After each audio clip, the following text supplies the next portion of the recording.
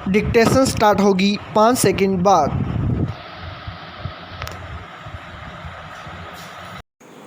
Yes, ध्यान देने वाली एक बात यह भी है कि जिस समय विश्व अर्थव्यवस्था भारी मंदी के दौर से गुजर रही थी, तब भारतीय अर्थव्यवस्था पर इसका बहुत ज़्यादा प्रभाव नहीं पड़ा।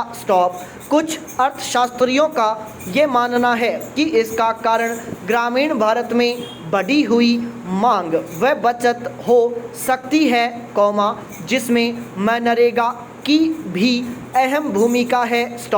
गौरतलब है कि मनरेगा ने ग्रामीण जनसंख्या के वित्तीय समावेशन में भी बड़ी भूमिका निभाई है। ऐसे गांव एवं परिवार जिन्होंने मनरेगा में भाग लिया, उनकी स्थानीय साहूकारों पर निर्भरता काफ़ी घटी है। इसका एक मुख्य कारण मनरेगा द्वारा सीधे भुगतान हेतु बैंकों एवं पोस्ट ऑफिस खातों का प्रयोग करना रहा है। इतना ही नहीं, जिन गांवों में मनरेगा के कार्यक्रम चल रहे हैं वहां इसमें कार्य कर रहे गरीब घरों के बच्चों के शिक्षा स्तर में बेहतर सुधार भी देखा गया। जैसा कि इस बात की चर्चा हमने पहले भी की थी कि महिला सशक्तिकरण में भी मनरेगा की महत्वपूर्ण भूमिका देखी जा सकती है। दरअसल मनरेगा लाभार्थियों में 1/3 महिलाओं का होना अनिवार्य है। अतः इसका स्पष्ट लाभ महिलाओं को मिला है। मनरेगा के उद्देश्यों में महिलाओं को समान कार्य, सम्मानजनक कार्य दशाएं, समान मजदूरी का भुगतान और निर्णय निर्धारण निकायों में प्रतिनिधित्व प्रदान करना भी शामिल है। साथ ही मनरेगा के अंतर्गत कार्य करने वाली महिला प्रतिभागियों को मिलने वाली स्वास्थ्य सुविधाओं में भी बढ़ोतरी दर्ज की गई है। अतः निश्चित ही मनरेगा ने महिलाओं की सामाजिक एवं आर्थिक स्थिति को सुधारा है। पैरा देखा जाए तो सामाजिक समता को स्थापित करने में भी मनरेगा ने महत्वपूर्ण भूमिका अदा की है। राष्ट्रीय स्तर पर इसके अंतर्गत दिए जाने वाले कार्य में अनुसूचित जातियों व अनुसूचित जनजातियों की भागीदारी काफ़ी अधिक रही है। ध्यातव्य है कि वित्त वर्ष 2010-11 के लिए अनुसूचित जातियों एवं अनुसूचित जनजातियों की भागीदारी क्रमशः 31% व 21% रही थी। हालांकि इसके बाद इसमें मामूली गिरावट दर्ज की गई, परंतु इसके बावजूद अनुसूचित जातियों की भागीदारी 20% से अधिक रही है। इस बात में कोई दो राय नहीं है कि ग्रामीण भारत के सामाजिक आर्थिक समावेशन के साथ विशेषकर महिलाओं के वित्तीय सशक्तिकरण की दिशा में मनरेगा एक क्रांतिकारी पहल है, लेकिन ऐसा भी नहीं है कि यह कार्यक्रम पूर्णतः खामियों से मुक्त है।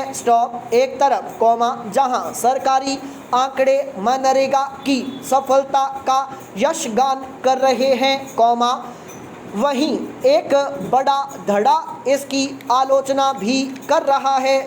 अगर इससे जुड़े व्यावहारिक तथ्यों पर नज़र दौड़ाएंगे तो इसमें 30% हिस्सेदारी ग्रामीण गरीबों की है, जबकि दूसरी तरफ कुछ आंकड़े यह बताते हैं कि अभी भी 70% गरीब इस योजना के बाहर क्यों हैं? इससे तो यही स्पष्ट होता है कि ऐसा कार्यक्रम के खराब कार्यान्वयन का ही नतीजा है। दरअसल मनरेगा उस वक्त विवादों में और घिर गई जब भारत के नियंत्रक एवं महालेखा परीक्षक की रिपोर्ट में मनरेगा में व्याप्त भ्रष्टाचार व अनियमितताओं का खुलासा किया गया। स्टॉप। कैग की रिपोर्ट के मुताबिक इस योजना के तहत बिहार, महाराष्ट्र एवं उत्तर प्रदेश में देश की कुल गरीब आबादी का 46% निवास करता है, जबकि इन राज्यों को कुल आवंटन का महज 20% ही दिया गया। स्टॉप। इसके अतिरिक्त भुगतान में विलंब और फर्जी हाजिरी रजिस्टर बनाकर फंड की निकासी जैसे मामले भी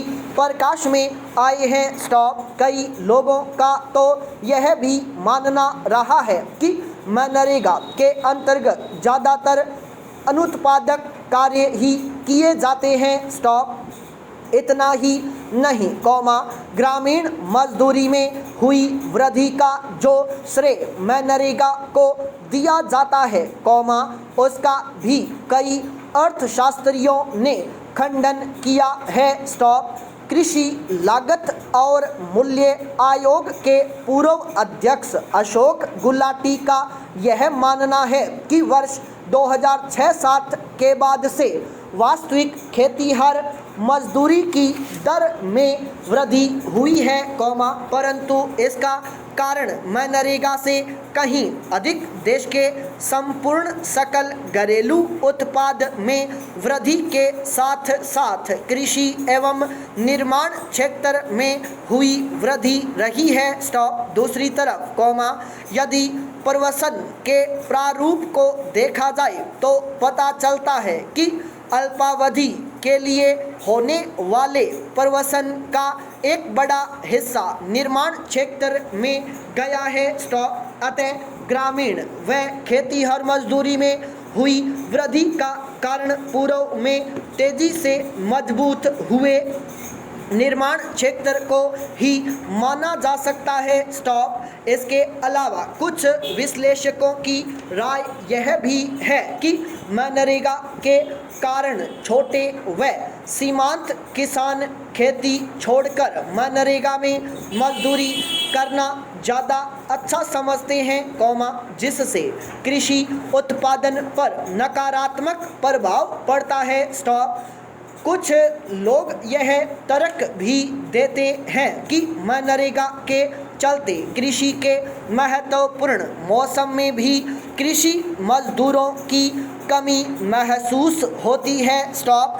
हालांकि भारत सरकार की समीक्षा रिपोर्ट इन बातों का खंडन करती है, सरकार के अनुसार मनरेगा में ज़्यादा लोग तब जाते हैं जब कृषि कार्य का मौसम नहीं होता है। स्टॉप। लेकिन अगर वास्तव में ऐसी समस्या है तो उसका एक बेहतर विकल्प यह हो सकता है कि हम मनरेगा के अंतर्गत होने वाले कार्यों एवं कृषि के मध्य समन्वय स्थापित करें। स्टॉप। पैरा।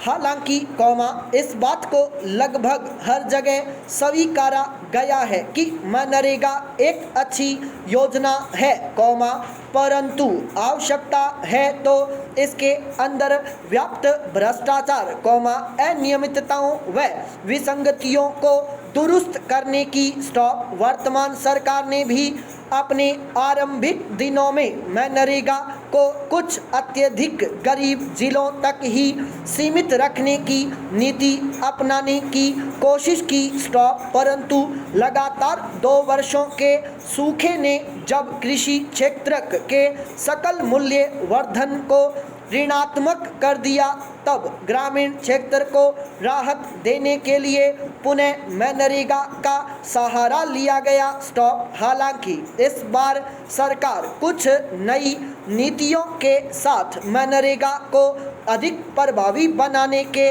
प्रयास में दिख रही है। स्टॉप। पैरा।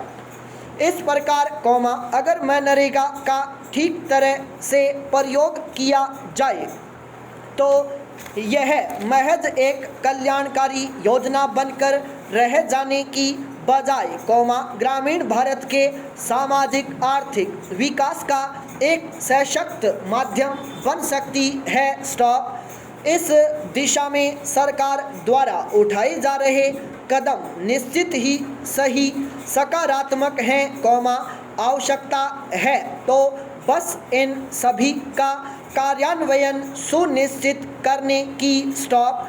ऐसा करके ही हम ग्रामीण भारत को सशक्त बना सकते हैं। संपूर्ण विराम।